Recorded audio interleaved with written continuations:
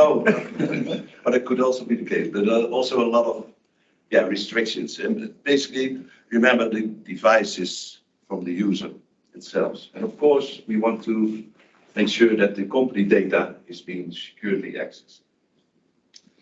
So, that's competent. So we need to change the approach, how to manage our mobile devices. And we need to start looking more and more to the mobile apps, to the apps and the data that's being used on the device. So we need to focus on applications and the data to make sure that it is that we can access it in a safe way. And of course, the main goal is to prevent data breach. You don't want to be in the news that some exec forgot his phone in the train and then all the financial data was in the newspaper, or even worse. But doing this, we need to make sure that basically the users are being protected, or the data is being protected, but also that the users can be productive. It is a thin line we need to balance off, because we need to focus at data at rest, at data on the device. So we need to make sure that the data is encrypted, the data in use when you are working with Outlook, that the data is also secured and that you cannot copy this to maybe a private email. Also the data in motion, when communicating with the exchange online, that it is all encrypted. So we have a lot of controls for this. And by adding just layers of fingerprint or a PIN or encryption, we can make sure that it is safe. But again, we need to make sure that this will not lead into frustration again. It is user's mobile device. So how are we going to achieve this? And that's basically, without locking down the device, of course, and users shooting holes in our defense. Because if we make sure that the user cannot be productive, they find a way to be productive. And they will find an alternative way, and we can shadow IT again. People will be forwarding emails to their personal account, and then we have the, we are back to square one, and that's not what we want. So, luckily, Microsoft has a solution for that, and that's app protection without enrollment. So in this session, we will focus on this because we want to protect the data on the device. So what is required? Basically, what we need is apps. Apps that can be managed through Microsoft Azure. And back in 2015, when I was starting, I always got the discussion with the old NDM administrators that, Mobile Iron is so much better because they have so much apps that are supported and so on. Back in the days, it was true. Microsoft only had a handful or a little bit more apps.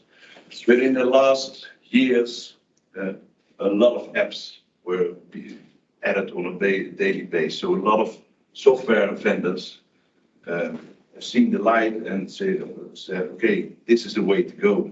And we want to also use, or our apps can also be protected by Microsoft Azure. And today, there are 131 iOS apps that can be managed through Microsoft Azure App Protection, and 103 Android apps. So they made a huge step in this world. So how does this basically looks like if we look at a little bit of a conceptual way? At the device, we have the managed apps, but also the personal apps, and they live next to each other.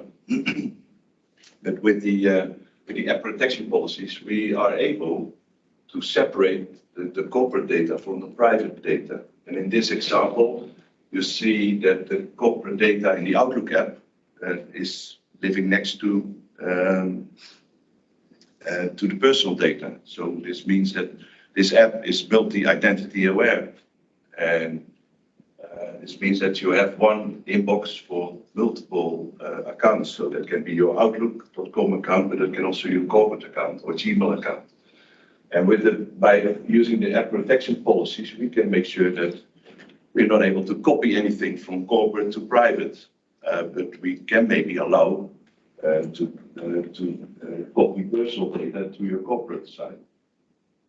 So we have full control on what we can do with the data. We can also use conditional launch to do some basic checks to see if the device is tampered with. For instance, if a device is rooted, then we can say, okay, let's remove all the corporate data and leave the personal side intact. Because one of the disadvantages of MDM was the MDM took always the ownership of the application because it was pushed by the MDM. So if we had Outlook, then also configured with a personal account. By removing the MDM, then depending on the settings, of course, Outlook could also be removed, including the personal data. By using this by using this approach, only the corporate data is being removed as part of conditional launch, as part of the offboarding process. So we can check versions and so on, and if there's a threat detected, for instance. We can also restrict a URL, for instance, to only be opened in also a managed app, for instance, Edge. So we can keep this locked down in our corporate environment. Of course, this can also be done with MDM, but in this case, we don't want to use MDM. So how does this works? Is basically pretty straightforward. In this case, you have Outlook, which is connected. I don't think it's really good visible. Sorry for that, but there's a line from here to Azure AD. When the user logs in with the Azure AD identity or Entra ID identity, and from Intune, the policies flow down after reaching out to Intune, and policies can be the fact that a ping needs to be configured, for instance. So if we look at the capabilities currently available, and I don't want to point them all out, but the most important ones is we can restrict the fact that the data is not being able to be backed up to, for instance, the iCloud or the Google Drive environment, where basically you don't want to leave the corporate data out of your corporate part of the device. We can encrypt data, restrict cut, copy, paste. I will show a short demo of that later on. Require a PIN when opening the app, so that if you have this configured on your tablet and your kids are using the tablet, they are not able to open the Outlook app and send emails to the complete company. If you really want to annoy your users again, you can add a corporate ID requirement, so they need to log in with their username and password every time. It's not something I would advise, but fingerprint and facial recognition is of course easy. Any conditional launch is basically also reverted as a life cycle. If a device or user is being disabled, then you can automatically also wipe the corporate data from the apps. So how and when are the policies applied? And it's basically being done after the initial app signing. And after that, every 8 hours, when the app is being used, of course, the policies will be checked. So if there's an update, it can take a while before the update is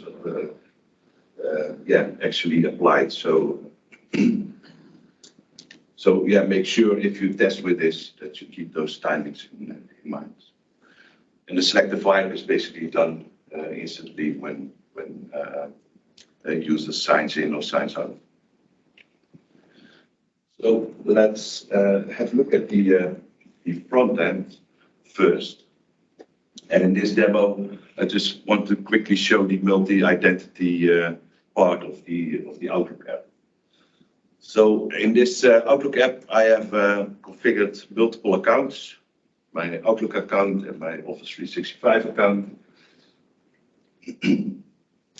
And like I said, they have a shared inbox, and we are able to access both accounts without any issue. So next, what I want to do is copy some data. I want to basically leak via my personal account.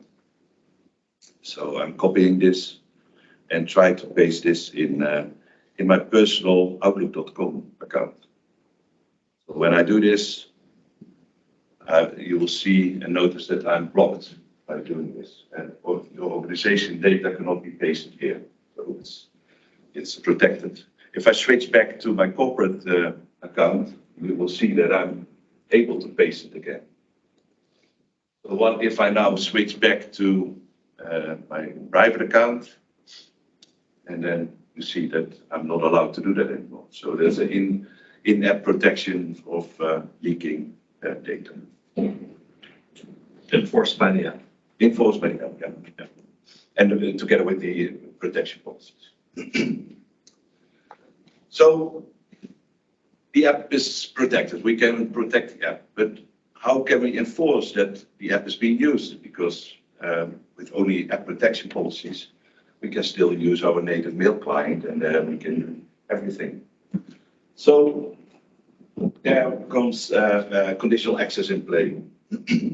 We have multiple ways of doing this by, for instance, using an opt control, which is there already for a long time, and it's requiring the app of the approved client. And that's basically a fixed list of Microsoft apps in Azure AD conditional access, and while using the app, conditional access checks if the session comes from the right app.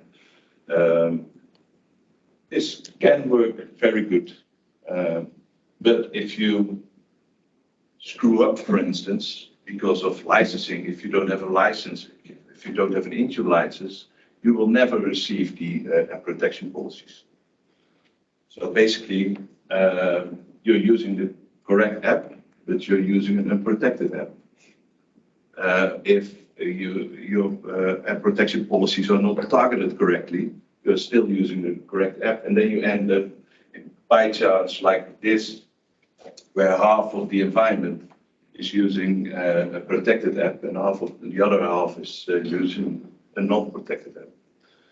And that's something that's not completely the way we want to do this. So therefore, Microsoft created also the option to require an app protection policy. And that's basically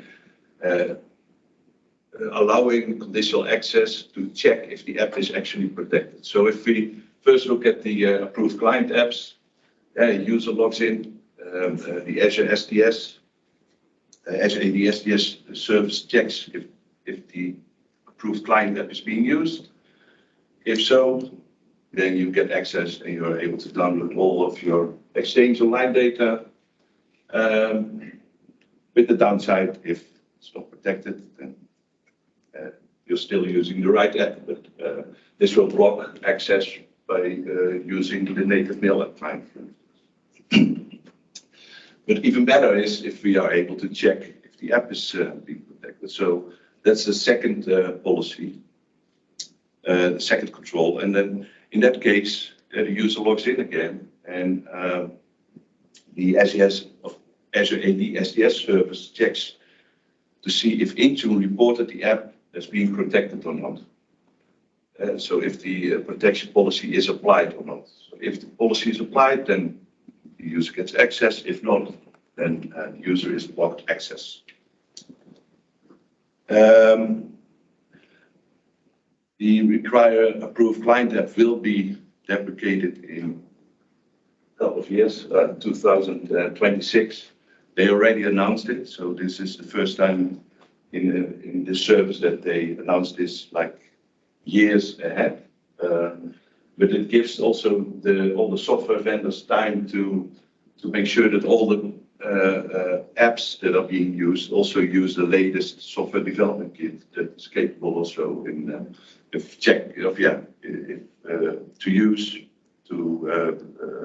check if the app protection policy is being used.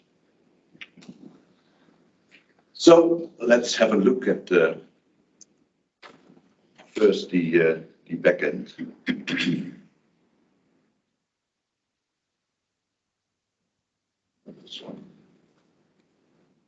So if we go to conditional access,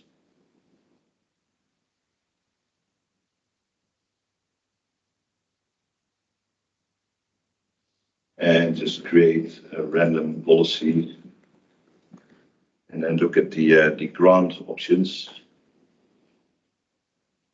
Didn't zoom it.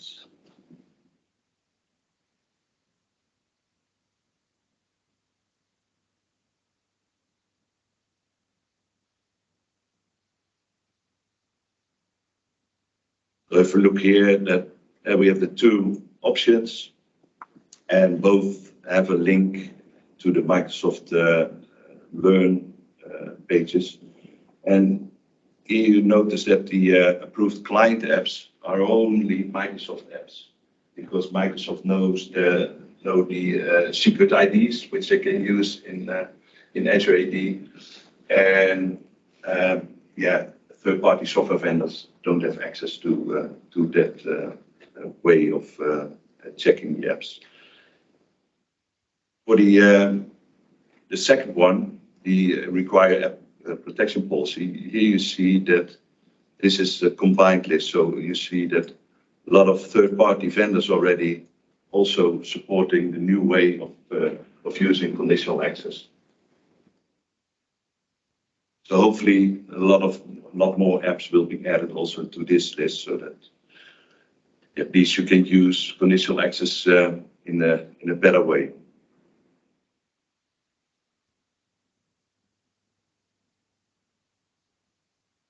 So how does this look from the user perspective? I will a little bit fast forward this one. Here you see that the device is not managed. So we're using app protection without enrollment, and I want to open Outlook,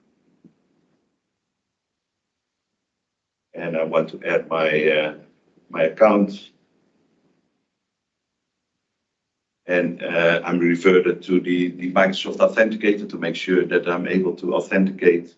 And now we will see that for some reason my access is being denied, because conditional access noticed that this app is not protected by app protection policy. So for some reason I screwed up, and I need to fix that. So if we go to Intune Admin Center and look at the app protection policies, and then we see that I forgot to assign this app protection policy. So it's important that you have a license, otherwise you're not able to get the app protection policy, and you are required to have, of course, the app protection policy to be assigned. And you assign this to a group of users and not a group of devices, because the device is not enrolled, so we don't know anything about the device. So we select the right group, and then save the policy, and then after a couple of minutes we're able to start the Outlook app and see what happens. So I'm reverted back to the Microsoft Authenticator app again.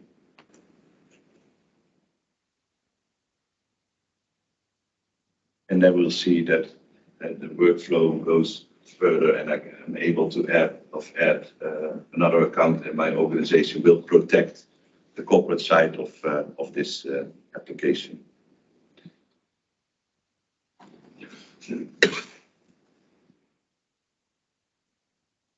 And I need to enter a new PIN because we want to secure the corporate side of the app.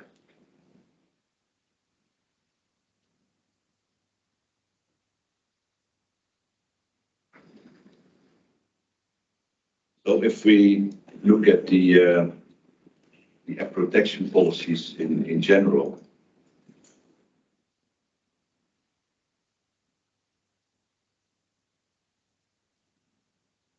and if we just create the iOS one, then you will see that the same topics are basically going through as shown in the slide.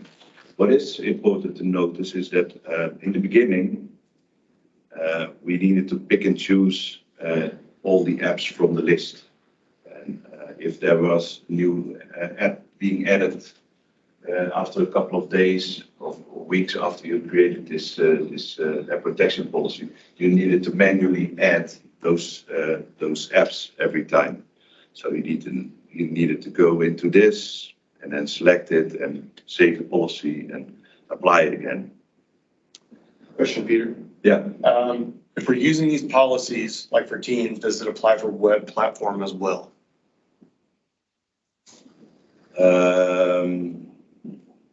Only when using Microsoft Edge. Only when using Edge? Okay. Yeah. And I don't think that there's not a new Teams client yet on iOS and Android. Okay. I think. Okay. So I haven't seen it. Okay. So no, if you want to use and protect web sessions, then if you use Edge, Edge can be protected by app protection policies. Then yeah. Okay. Thanks. So we need to target the applications we want to protect. But Microsoft added the options to now select different groups of apps. So basically you can choose all apps, and then all apps that are being used by your identity are protected automatically. We can also choose, for instance, only the Microsoft apps. And that's a pretty long list, less than 131, of course, but all the Microsoft apps are automatically protected. If Microsoft builds a new app, and which is also supporting app protection policies, then it's on Microsoft to add this to the list. So, and also if you want to only use the Microsoft Core apps, that's basically Microsoft 365 apps, you can also choose this. So this also allows you to create different policies for different groups of apps, which can be helpful in certain environments.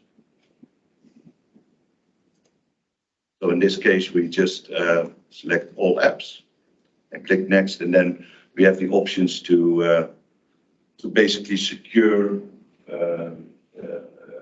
configure what we can do with the data in the apps. So we can, of course, block that the data is being backed to the iCloud. And here we are able to configure, okay, organizational data, can that be sent to all apps, managed and not managed apps, or do we want to only allow this to policy managed apps? Or maybe we want to contain it within the app, only within the app itself. And if they want to share something, they need to do this from a different device. So we have a lot of controls here, also how to receive the data, if we only allow this from policy managed apps or all apps or none. Also the restricted copy paste, that's the demo I showed.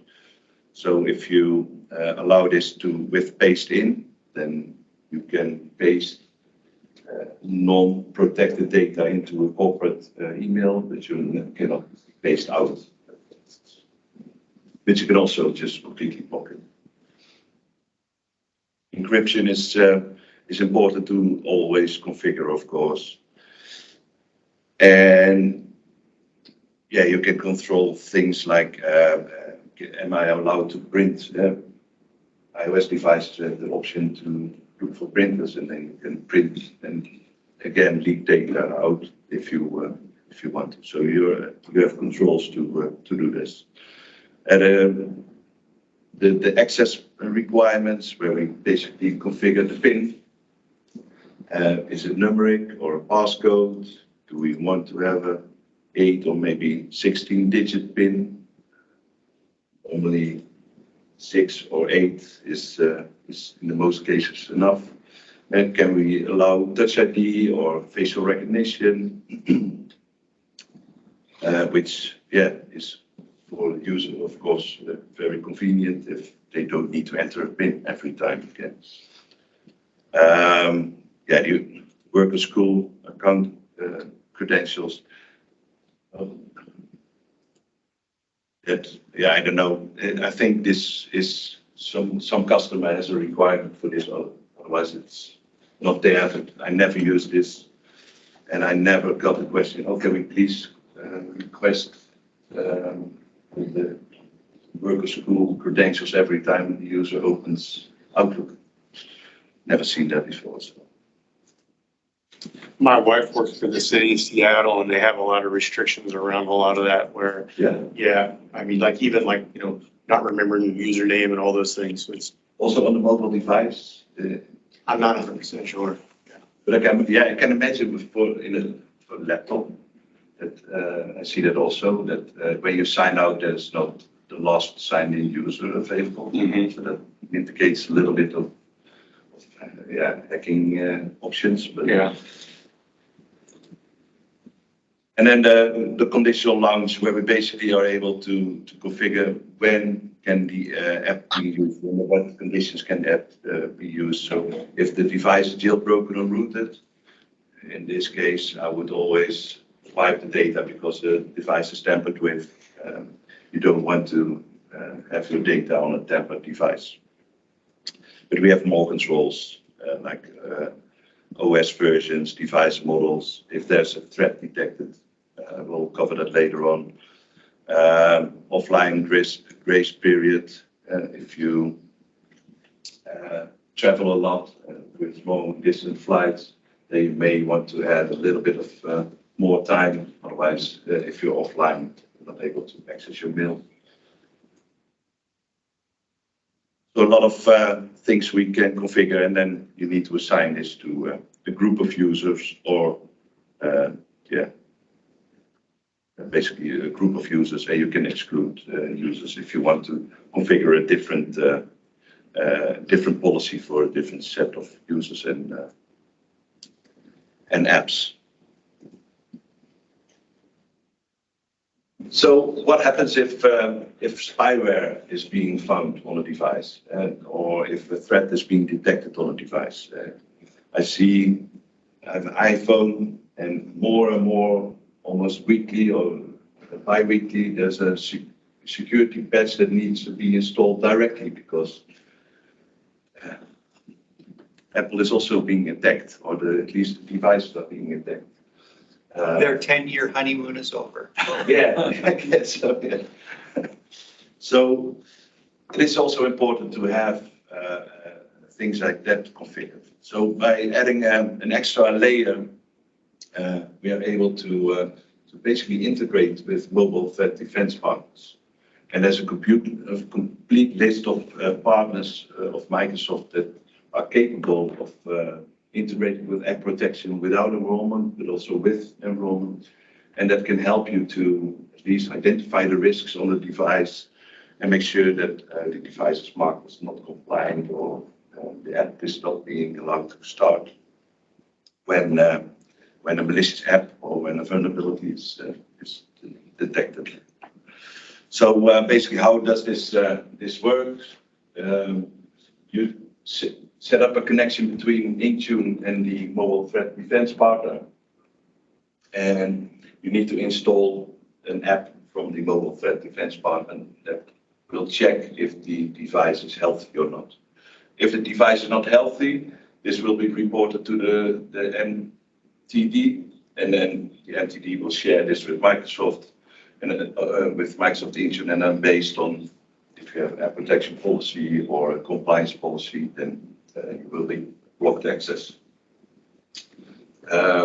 Since we don't manage anything on the device, the user always needs to remediate the issue themselves. They either need to install an update or remove the malicious app. So after that's done, then all lights are green again and users have access. So this is purely for reference, a complete list of partners, and of course Microsoft Defender for Endpoint is also one of the services that integrates. So let's see how this works. And the best way to show this is on Android, because Android has test viruses in the Google Play Store. So what we see here is we look for the well-known ICAR virus testing app and install this on an Android device. 5 megabytes. And then what you will see is that Defender for Endpoint directly sees, okay, there's a threat found, and I need to, the user needs to do something. In this case, the user is directed to uninstall the app. But yeah, I don't want to do that, so the administrator is also being informed in the security portal, the Defender for Endpoint portal, and you see that the alerts are being also shared in the service. So this is a test virus, but you can dive pretty deep in the issue and the remediation steps, so you can see what is going on the device and why the threat is being detected, what the level is, and so on and so forth. So the Defender portal will see that for BYOD devices as well? Yeah. This is this demo is a BYOD device. So there's no MDM. So it'll have user information, basic device information, but that's it. And the alert that was posted. Yeah. And ultimately, that's why you can't force remediate. You have to rely on the user. Yeah, but that's also the case when you use MDM. It's not the apps. Let me just quickly pause it. The Defender for Endpoint is not able to uninstall a different app. They might have more control on Android, but on iOS, they're all sandboxed apps.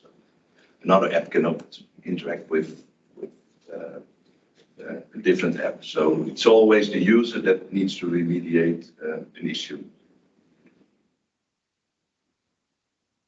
Just got a question. Yeah. You say it? Yeah.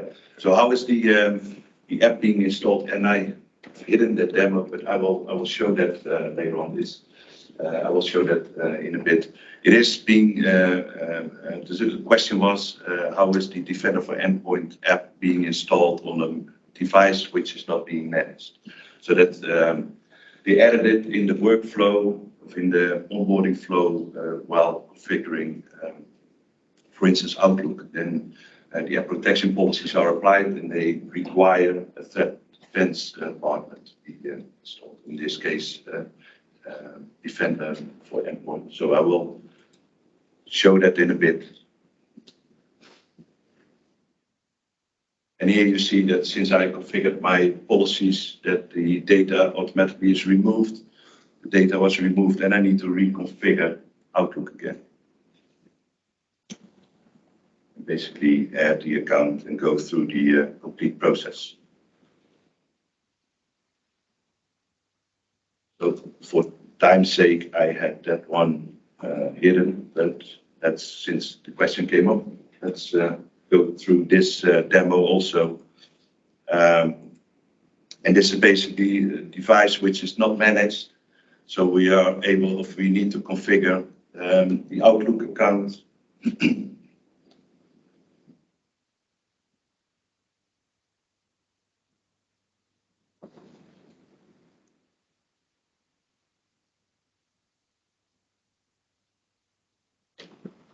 see if we can a little bit speed this up. So the app status is being confirmed. And then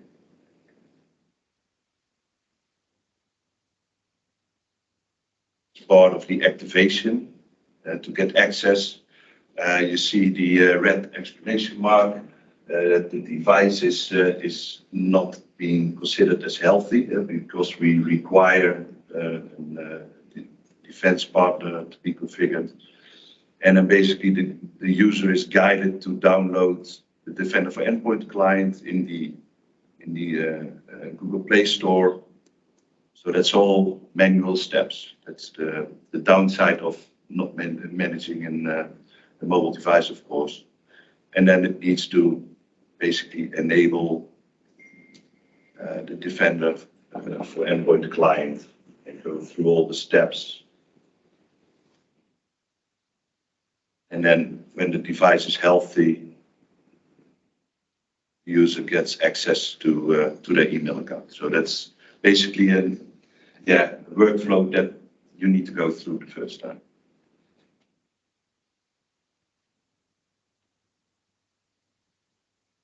So how do we get access to on-premises resources?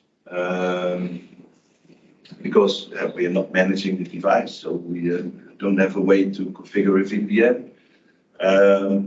Luckily, there's light in the tunnel.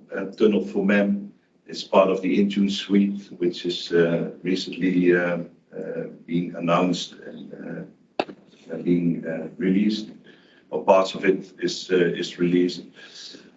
So what is Tunnel for MEM? Tunnel was already there for iOS and Android. That was basically the VPN solution for mobile devices, which allows you to, which requires you to configure a Docker image on a Linux device in your environment. And you need to publish this to the outside world.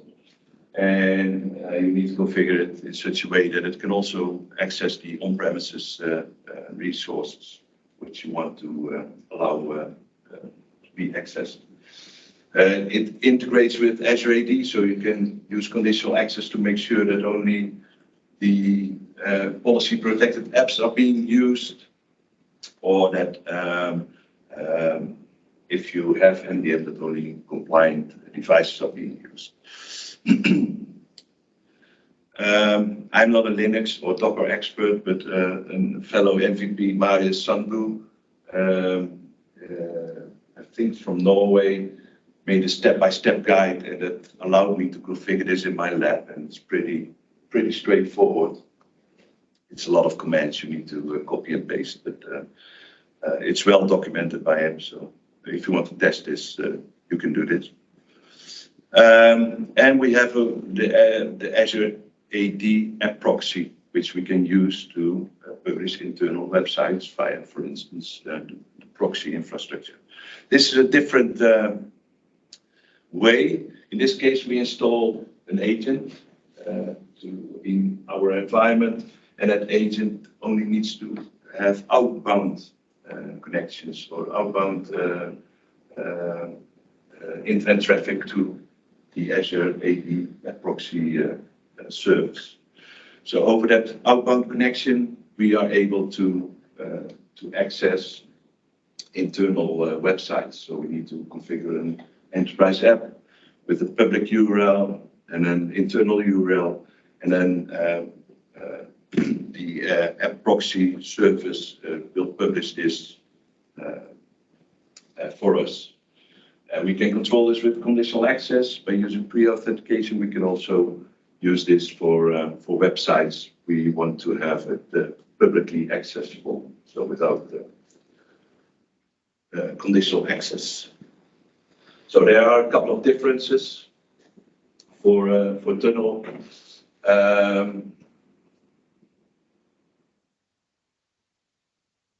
For Tunnel, normally all ports are supported, but if we purely look at the Tunnel for MEM,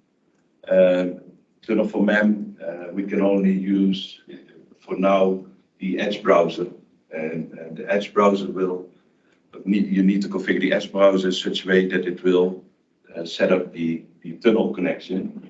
When you use MDM, then the Defender app needs to be used to set up a VPN. And then you basically, in theory, you have access to all ports. The Azure AD App Proxy is only for HTTP and HTTPS available. So let's show a little demo of that.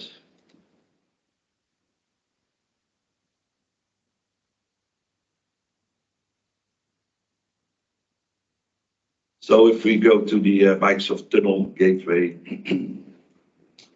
I have one configured in my lab, and since it's an Hyper-V instance, I have only configured one CPU core, but it gives you information about your Docker image, which, if you allow this, is basically completely maintained by Microsoft. It will, if there's an update, it will automatically install the update, and so on and so forth. The certificates, of course, you need to have the public-facing certificate, which is trusted. So you need to also update those certificates if they expire. So you will be informed about that. You see some trends, how often it is being used. It's not being used that often, or at least not today. Some logs you can generate and download them. So this, all the configuration, or the majority of the configuration, is done in Intune. So, for instance, the server configuration, here we are able to configure the DHCP range, which is being handed out if to the client setting up the connection via tunnel. The DNS server. If we have a split tunneling, you can also include and exclude IP ranges, so that not everything is going through the tunnel or not.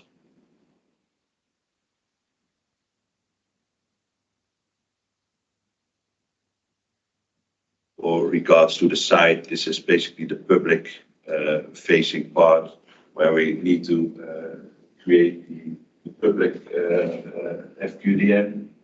Needs to be a secure website, a server name, and we can choose to let Microsoft automatically upgrade the server.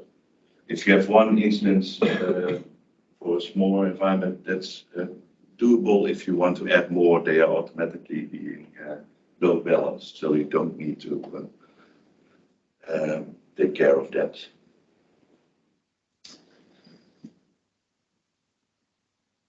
If we go to the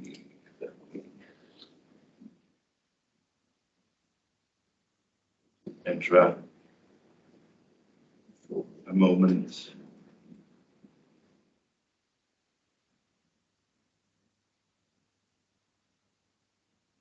There we have, under applications, we have our enterprise applications, and then the app proxy. Here we see that I have in my demo lab, I have one app proxy agent. It's online, so hopefully I can do my demo later on. And I need to create an app.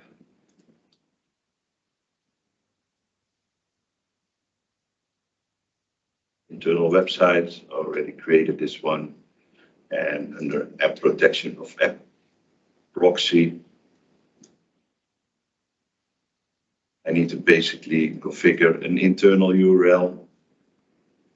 So it's a non-routable URL in this case, and an external one. And then the app protection of the app proxy service will take care of publishing of the internal website.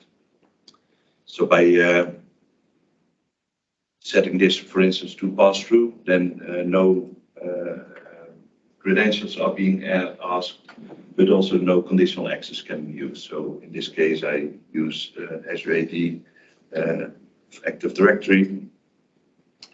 And yeah, we can configure different groups. So if you have scalable or big environments, you can have multiple connectors in different areas of the world, so that they only use the local connectors.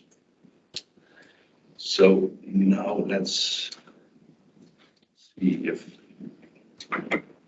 we can switch.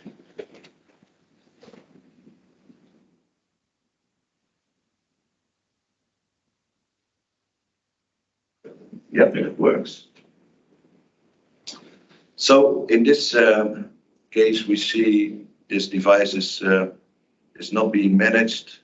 There's no VPN connection active, and I want to be able to use Edge to access my internal website. So I'm prompted for, of course, the PIN. And then if we look closely, and internet access, yeah.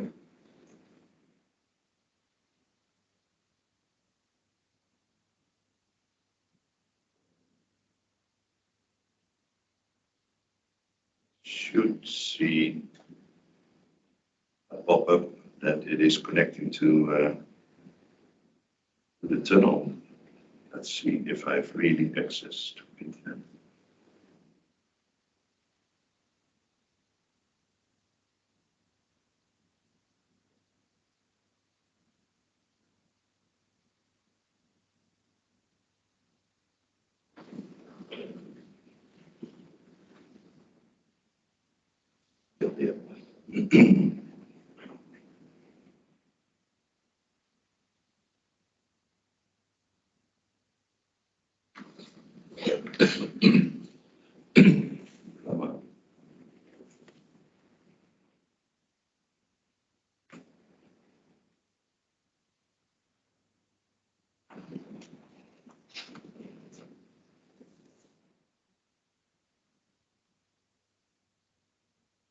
I just need to buy a newer, quicker iPad, the 5th generation. So it's an oldie. But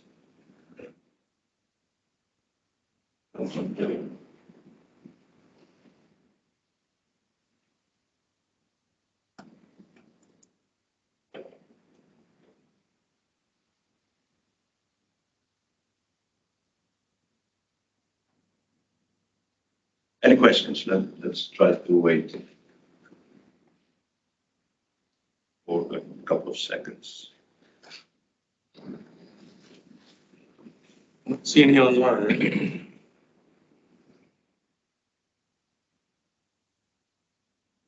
Crisis. So we're just in the middle of migrating our corporate devices. Mhm. Our personal devices have just had a container that allows email. I don't know if we've even explored doing this. I assume this would be extra licenses for, maybe not. If you have Intune licenses, you can use it. Yeah. There are two licenses that cover the corporate devices, whether that would cover personal devices. I think it should. And I think, I'm not a licensing expert, but I think one Intune license allows a user to enroll up to 9 devices, I believe, or something like that. Yep. In that range. I think so. So if it's corporate managed by MDM policies, or if it's only managed using the app protection, that doesn't. I think Edge is. Send this recording to a few. Doesn't like me presenting To do this today, next. so let's quickly switch back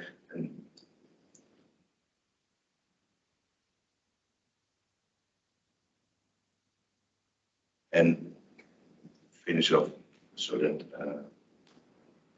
we can move on. So troubleshooting, we don't have any access to the device, so we're not able to download log files when we are a little bit capable of doing when the device is managed, or at least for Windows, definitely.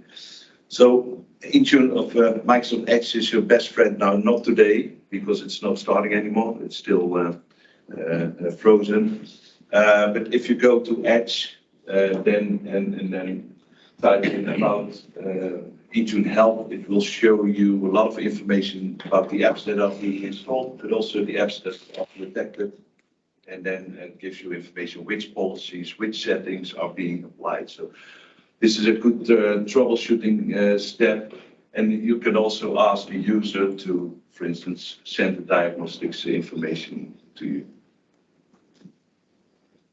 So yeah, Edge is still frozen. Thank you. So plans for coming year, and for me as a consultant, this is something we are really already waiting for years. Currently, Outlook, for instance, or a multi-identity app can only be managed by one Intune instance or one Intune account. So if I go with my phone and I manage my own corporate identity with protection policies, I cannot add my account from a customer to it because they might also use Intune and that doesn't work. So next year and late this year, there will be a preview available and it will be shipped somewhere in February. That allows us to have multiple Intune managed accounts in, for instance, Outlook. And then we have one Outlook app that allows us to access multiple managed mailboxes. So with that, what's next? Yeah, basically embrace modern. It is a pretty good security. I implemented this in a Dutch bank, and Dutch banks are really under regulation. They are audited every time, and they looked at the security of app protection only, and they gave the green light because it was secure enough. But more important, it will give us, of course, a lot of happy users, and that's something we want. We don't want to have those devices flying around. So yeah, basically join the community, events like this. And I had a meeting with my MVP lead earlier this week, and they are also running the Microsoft Customer Connection Program. So if your company or you have already an NDA with Microsoft, go to this URL and join the CCP, because it's a good resource to get educated about what's coming. You get direct access to Teams, via Teams to the product group. And yeah, it's another source to learn. If you don't have an NDA, yeah, make sure to contact Microsoft to sign the paper, because it's a really good resource. So with that, thank you very much for having me. Thank you. Thank you. Thank you, Peter. Thank you. Okay, so real quick, we'll take about a 10-minute break. And when we come back from that, we'll do a quick raffle, and then we'll get started with Richard. Hey, Greg, is there a Wi-Fi password? Yep. Sorry. You're hiding it.